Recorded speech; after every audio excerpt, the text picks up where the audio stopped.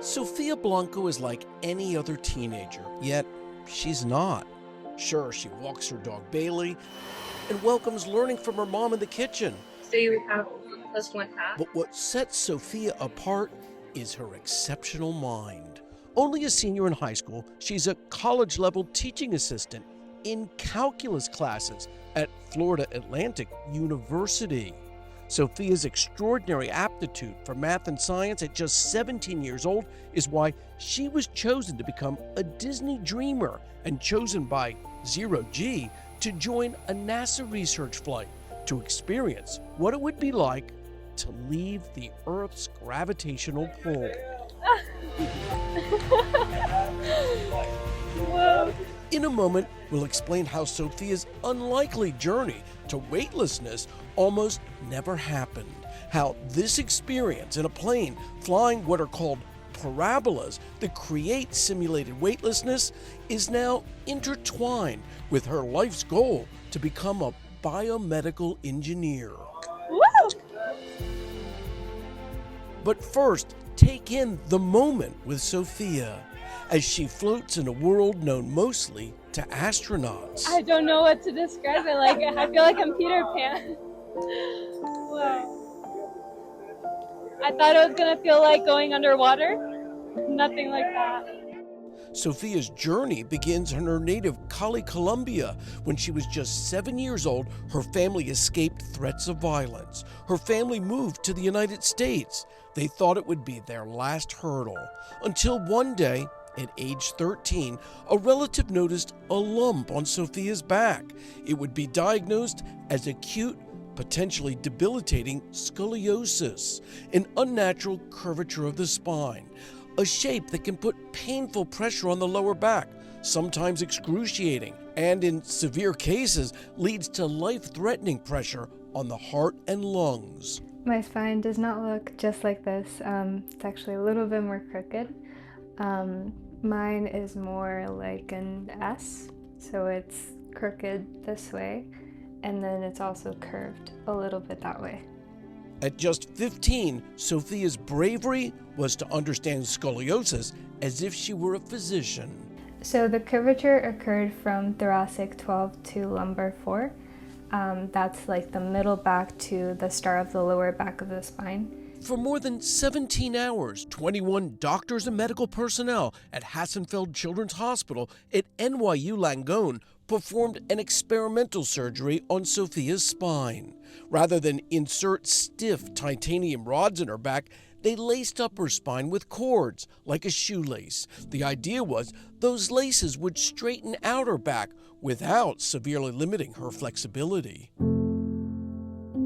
The first year after surgery, I took it slow, and it was really amazing to see how little changes were allowing me to live my life to the fullest potential. But unfortunately, this past summer, we had a checkup again in New York. Sorry.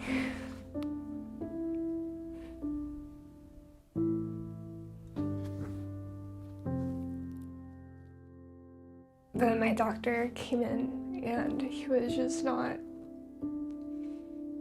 looking very comfortable like he always did.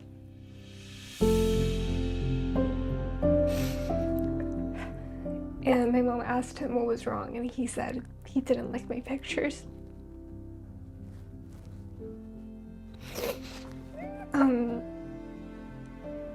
Before we had my surgery, he always said that there was a tiny, tiny chance that the tether could break. And we always understood that that possibility was there, but we never imagined. Which explains why today, awaiting doctors to decide what to do next, Sofia makes regular donations to Nicholas Children's Hospital in South Florida. She knows what it was like to be a kid in a hospital bed, cut off, lonely, afraid. And it explains why she's up here with a keen interest in biomedical engineering. Could somehow those laces in the experimental surgery have worked if gravity were eliminated? And if yes, how could that factor into a solution back here on Earth? I don't love the idea of just being a patient. I feel like there's so much more to me and I want to be part of the solution, not just know what it's like to live the problem. Naturally, that's the good part of all of this. her parents believe Sofia is unstoppable. I'm so sure that she's going to make a huge difference. You will hear from her in the future for sure. Sofia's already meeting with experts in biomedical engineering like former Navy SEAL Joseph Dituri, best known as Dr. Deep for his record-setting 100 days below the surface in a research lab.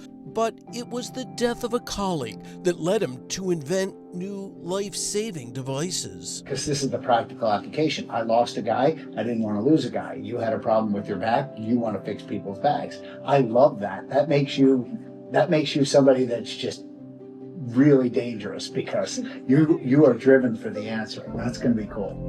Which brings us back to Zero G and how, just maybe, a teenager's personal battle and a flight in Zero G might figure into a solution to a problem that not only impacts her, but is estimated to affect 4 million US children.